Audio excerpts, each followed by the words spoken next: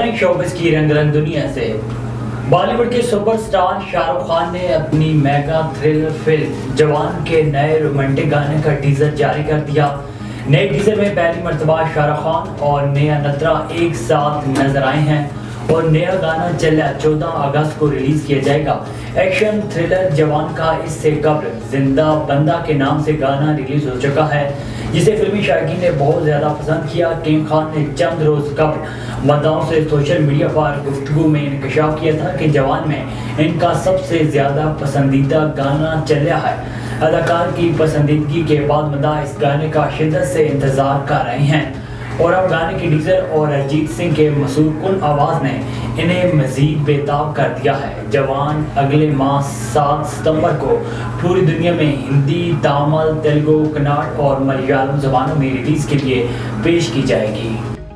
Pope گلوکاری کی ملکہ پاکستانی گلوکارہ نازیہ حسن کی آج 23ویں برسی منائی جا رہی ہے۔ پوپ گلوکاری میں چھوٹی عمر میں ہی نام کمانے والی گلوکارہ نازیہ حسن 3 اپریل 1965 کو کراچی میں پیدا ہوئی۔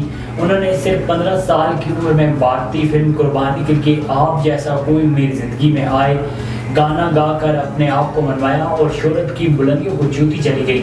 نازیہ حسن نے اپنے فنی کیریئر کا آغاز پاکستان ٹیلی ویژن کے مشہور پروگرام سنگ سنگ چلے سے کیا، جس میں ان کے بھائی زہیب حسن بھی موجود تھے۔ دونوں بہن بھائیوں نے فن گلوکاری کے ساتھ اعلیٰ تعلیم بھی حاصل کی۔ گلوکارہ کے گانے آپ جیسا کوئی میری زندگی میں آنے مقبولیت کے ریکارڈز قائم کیے اور اس بار انہیں بھارت کا مشہور فلم فیئر ایوارڈ بھی ملا۔ نازیہ حسن یہ ایوارڈ حاصل کرنے والی پہلی پاکستانی تھی۔ اس گانے کے بعد نازیہ اور زہیب حسن کا مشہور البم ڈسکو دیوانے ریلیز ہوا۔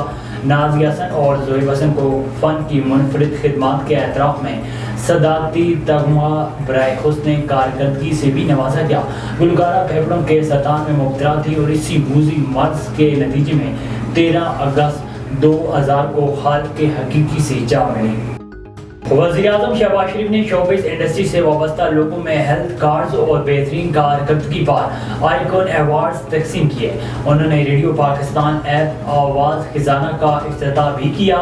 گورنر ہاؤس لاہور میں فلمی صنعت کی بحالی کے لیے ایک خصوصی تقریب منعقد ہوئی، جس میں وزیراعظم شہباز شریف، گورنر پنجاب بلیغ الرحمان، سابق وفاقی وزیر اطلاعات و نشریات مریم اورنگزیب، وفاقی سیکرٹری اطلاعات و نشریات سہیل علی خان سمیت ملک بھر سے تعلق رکھنے والے فلم و شوبز سے وابستہ افراد نے شرکت کی۔ تقریب کے دوران وزیراعظم شہباز شریف نے شوبز انڈسٹری سے تعلق رکھنے والے افراد سلیم حیدر، شمع ممتاز، بشرا صادق، اسد عباس، استاد جعفر حسین اور دیگر میں ہیلتھ کارڈز تقسیم کیے۔ معروف فنکاروں بشرا انصاری، سلطانہ صدیقی، ہمایوں سعید، عثمان پیرزادہ، غلام محی الدین، سنگیتا، خالد عباس ڈار، فواد خان، بلال اشاری، ریشم میرا سمیت دیگر کو آئیکن ایوارڈ سے نوازا گیا۔